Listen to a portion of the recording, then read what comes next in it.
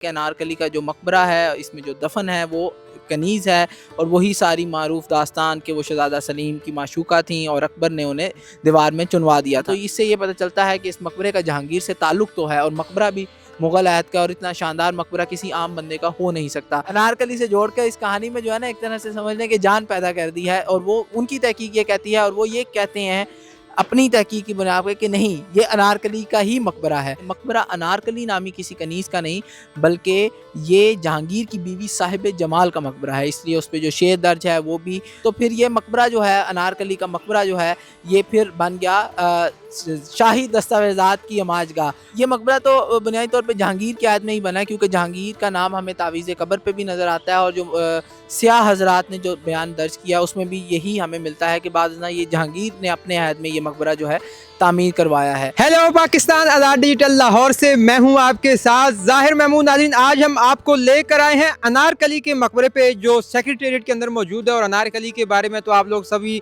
जानते ही हैं कि वो शहज़ादा सलीम की माशूका थी और बड़ी इसके बारे में जो है वो कहानियाँ मशहूर हैं। मेरे साथ इस वक्त मौजूद हैं तला शफीक, जो नौजवान मुहक्किक हैं लाहौर के ऊपर। इनकी एक बड़ी शानदार किताब जो है वो तहकीक के हवाले से, तारीख़ के हवाले से शाया हो चुकी है, और ये world city of Lahore authority में भी काम कर रहे हैं। इनसे हम जानते हैं कि जो अनारकली का मकबरा है, इसकी तारीख़ क्या है, हकीकत क्या है, और ये जो अनारकली एक अफसानवी किरदार था, क्या इसके बारे में कुछ जानता भी है, कोई रेफरेंस भी मिलता है या नहीं मिलता। अस्सलाम वालेकुम तला, कैसे हैं? वालेकुम सलाम, मैं ठीक ठाक, आपके कैसे मजाज? अल्लाह का बड़ा शुक्र है। तला भाई, हम तो सुनते आए हैं कि अनारकली नाम की कोई औरत थी ही नहीं, लेकिन यहाँ पे तो अनारकली का मकबरा भी मौजूद और इतना शानदार। क्या किसी कनीज़ का इतना बड़ा मकबरा हो सकता है?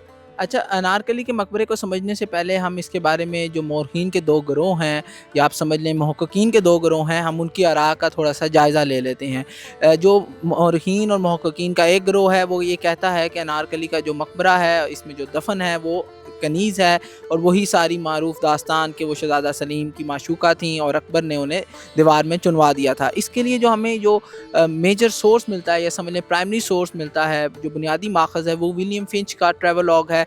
विलियम फिंच मुग़ल एरा में आए थे और उन्होंने इस मकबरे के बारे में ज़िक्र किया है, और इसके बाद में कुछ और ट्रैवलर्स ने भी इस मकबरे का ज़िक्र किया है। जब ये बन रहा था मकबरा, तो उन्होंने इस कहानी का जो लोगों में मारूफ थी उसका ज़िक्र किया है। अच्छा, इसी कहानी की बुनियाद पे बाद में सैयद इम्तियाज़ अली ताज ने ड्रामा लिखा, उनसे पहले मोहम्मद बिन फ़ोक ने भी लिखा था, और लोगों ने भी तबाह आज़माई की है इस कहानी के ऊपर, लेकिन इम्तियाज़ अली ताज के ड्रामे को जो है बहुत शोहरत नसीब हुई। तो इम्तियाज़ अली ताज ने तो अपने ड्रामे के प्रीफेस में ये लिख दिया कि ये कहानी जो है ये फ़िक्शनल है, ये असल नहीं है, लेकिन इसके बावजूद उनका ड्रामा बड़ा जानदार था, उसके डायलॉग इतने जानदार थे कि ये कहानी बहुत ज़्यादा पॉपुलर होगी। अच्छा, अब जो दूसरा ग्रोह है मोरखीन का, मादर से यहाँ पे मैं आपकी बात काटूंगा। इम्तियाज़ अली ताज के ड्रामे की वजह से, एक फिक्शनल स्टोरी की वजह से, ये अफसानवी किरदार या ये तारीखी किरदार बन गया। हाँ, मैंने पहले बताया कि इसके कुछ माखज़ तो हमें मिलते हैं, जैसे विलियम फिंच का ट्रैवलॉग है, उसने जिक्र किया है, और भी कुछ ट्रैवलर्स ने जिक्र किया है, लेकिन ये कहानी इतनी ज़्यादा हमें दीगर सोर्सेज में जो है मुग़ल एरा के नहीं मिलती। लेकिन जब ताज साहब ने ड्रामा लिखा, उसके बाद फिर ड्रामा बने, थिएटर हुए, फिल्में बनी, गाने बने, तो ये कहानी बहुत ज़्यादा प्रोपोगेट होगी।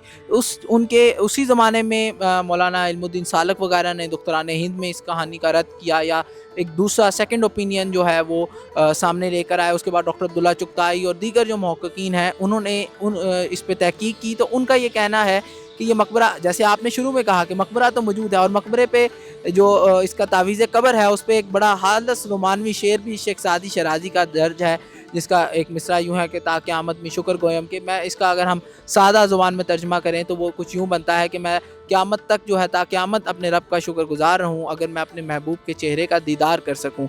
और साथ ये भी लिखा है सलीम मजनू अकबर, तो सलीम जो है जहांगीर का नाम है, और अकबर जो है वो उनके वालिद साहब हैं। तो इससे ये पता चलता है कि इस मकबरे का जहांगीर से ताल्लुक़ तो है, और मकबरा भी मुग़ल अहद का, और इतना शानदार मकबरा किसी आम बंदे का हो नहीं सकता, यानी कि इसका किसी शाही ख़ानदान से तो ज़रूर ताल्लुक़ है। तो जैसे मैंने जिक्र किया, डॉक्टर चुगताई और दीगर मुहक्किकीन जो हैं, मौलाना सालक और लोगों ने भी इस पे काम किया, तो वो ये कहते हैं कि ये मकबरा बुनियादी तौर पे जहांगीर से मुतल्लक़ भी है, शाही भी है, और सारा कुछ ठीक है, लेकिन ये मकबरा अनारकली नामी किसी कनीज़ का नहीं, बल्कि ये जहांगीर की बीवी साहिब जमाल का मकबरा है, इसलिए उस पे जो शेर दर्ज है वो भी समझ में आता है, उसका भी वो रब्त बनाते हैं, लॉजिकल बनाने की कोशिश करती है। वो तत्बीक पैदा करने की कोशिश किया, वो मिला है। यानी कि वो पैदा करने की कोशिश भी की है और उसके लिए हवाला जात भी वो देते हैं और वो मिलते भी हैं। इसलिए मैंने कहा कि 2 मौरखीन के गिरोह जो हैं वो एग्ज़िस्ट करते हैं। हाल ही में डॉक्टर मिर्ज़ा हामिद बेग साहब ने का नावल अनारकली का नावल भी आया। अनारकली का नावल आया, जो उनकी 3 दहाइयों की जो मेहनत का निचोड़ है। तो उसमें वो ये कहते हैं कि नहीं, उन्होंने बहुत अरसे बाद, एक तरह से आप समझ लें कि इस पे कंसेंसस हो चुका था कि ये साहिब जमाल का ही मकबरा है। लेकिन मिर्ज़ा हामिद बेग साहब की तहकीक जो है उसमें वो कुछ नए पहलू लेकर आए हैं। उसमें वो एक नज़म उन्होंने पेश की है, वो किताब क़ारीन अगर पढ़ें तो उसमें वो बताते हैं, जिसमें कहते हैं एक ही जो औरत है वो बाप और बेटे के लिए हलाल होगी, और वो अकबर का कंटेम्प्रेरी है वो शायद। तो वो कुछ उन माखज़ात की बिना पर उन्होंने दोबारा से ये जो है इस अनारकली से जोड़ दिया। अनारकली से जोड़ कर इस कहानी में जो है ना, एक तरह से समझ लें कि जान पैदा कर दी है। और वो उनकी तहकीक ये कहती है, और वो ये कहते हैं अपनी तहकीक की बुनियाद पे कि नहीं, ये अनारकली का ही मकबरा है। तो अब इस पे क्योंकि कंसेंसस नहीं है, इस तरह से 2 मुख्तलिफ गिरोह हैं और उनके अपने अपने माखज़ात हैं। अब हाल ही में ये मकबरा यहाँ पे फिर आर्काइव्स रहा, अंग्रेज़ दौर में यहाँ पे चर्च रहा, और इस मकबरे के अंदर चर्च रहा। जी चर्च रहा। जो आपको लाहौर कैथीड्रल के बाहर एक संगे सुर्ख की सलीब नज़र आती है, वो बुनियादी तौर पे मकबरा अनारकली की सलीब है, जो कि जब यहाँ से चर्च ख़त्म हुआ तो वो चर्च जो है उसकी सलीब वहाँ पर भेज दी गई। HLO गैरेट जो हमारे गवर्नमेंट कॉलेज के बड़े मशहूर हिस्ट्री के प्रोफेसर हैं, उनके नाम पे किताब भी है उनकी। जी, किताबें, उनकी कई किताबें हैं, और उनकी गैरेट हिस्ट्री सोसाइटी आज भी गवर्नमेंट कॉलेज में ज़िंदा है। तो उन्होंने यहाँ पे बड़ा काम किया, आर्काइव्स में वो यहाँ पे रहे, यहाँ पे आर्काइव इस्टेब्लिश हुआ। तो फिर ये मकबरा जो है, अनारकली का मकबरा जो है, ये फिर बन गया शाही दस्तावेज़ात की अमाजगाह।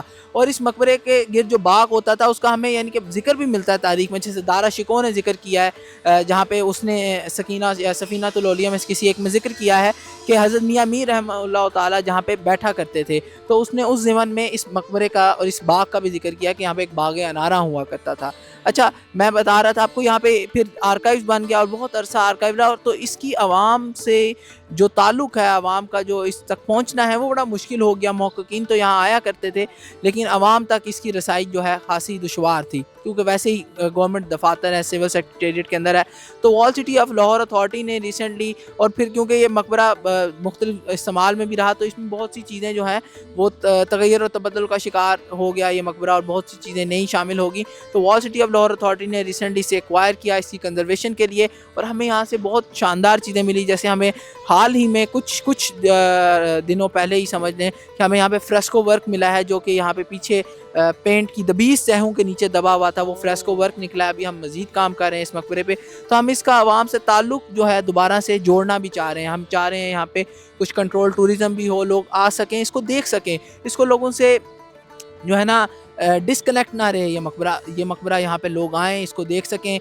वो हवा अनारकली का मकबरा समझ के आएँ, या साहिब जमाल का मकबरा समझ के आएँ, या वैसे कोई मुगलिया दौर की बिल्डिंग समझ के दौर के बिल्डिंग समझ के आएँ। लेकिन ये मकबरा देखने में तो बहुत शानदार है, और ये मकबरे के पास सुनाने के लिए आपके पास बहुत कहानियाँ हैं। देखें, हश्त पहलू है, और मकबरे के साथ कहानियाँ जो मुतल्लक हैं वो भी समझ लें कि अब हश्त पहलू ही हैं। तो आपको यहाँ पे ये अनारकली वाला किस्सा समझें, या साहिब जमाल का समझें, या इसको चर्च रहा, फिर जहाँ दस्तावेज़ात रहीं। वो पंजाब आर्काइव किधर गया जब आप लोगों ने इसका जो है वो देखा? आर्काइव की जो है वो नई इमारत तामीर हो रही है, अभी जो है वो दस्तावेज़ात संभाल के रखी गई हैं अंदर ही। नहीं, वो अलग है, इस बिल्डिंग की तो कंजर्वेशन। अच्छा, को पता है कि ये मकबरा कब बना था? कोई एग्जैक्ट डेट पता हो? ये मकबरा तो बुनियादी तौर पे जहांगीर की आयत में ही बना है, क्योंकि जहांगीर का नाम हमें तावीज़ कब्र पे भी नज़र आता है, और जो सियाह हजरात ने जो बयान दर्ज किया उसमें भी यही हमें मिलता है कि बाद ना ये जहांगीर ने अपने अहद में ये मकबरा जो है तामीर करवाया है। तो इस मकबरे के पास सुनाने को बहुत सी कहानियाँ हैं। Wall city of Lahore authority भी यही चाहती है कि लोग आएँ और इस मकबरे की कहानियाँ सुने, इसकी दीवारों से बातें करें। लोग ये तो कहते हैं कि दीवारों के कान होते हैं, लेकिन हमारा ये मानना है कि दीवारों की ज़ुबानें भी होती हैं। आप इनसे हम कलाम होके तो देखें, आपको बहुत कुछ सुनाएंगे। बहुत शुक्रिया तला शफीक, आपने हमें कीमती मालूमात से नवाजा। तो नाज़रीन, आपने देखा कि लाहौर में जो मकबरा अनारकली है, अब इन्होंने उसको मकबरा साहिब जमाल भी जो है वो बना दिया। उसमें कितनी कहानियाँ छुपी हुई हैं, यहाँ पे कितने अदवार जो है इस मकबरे के अंदर गुजर के जा चुके हैं, और अब wall city of Lahore authority उसे रेनोवेट करने की पूरी कोशिशें कर रही है। मुझे उम्मीद है कि आपको ये वीडियो पसंद आई होगी और अनारकली के बारे में नित नई मालूमात भी सुनने को मिली होंगी। इसके साथ ही मुझे दीजिए इजाज़त। देखते रहिए आज़ाद डिजिटल। खुदा हाफिज़।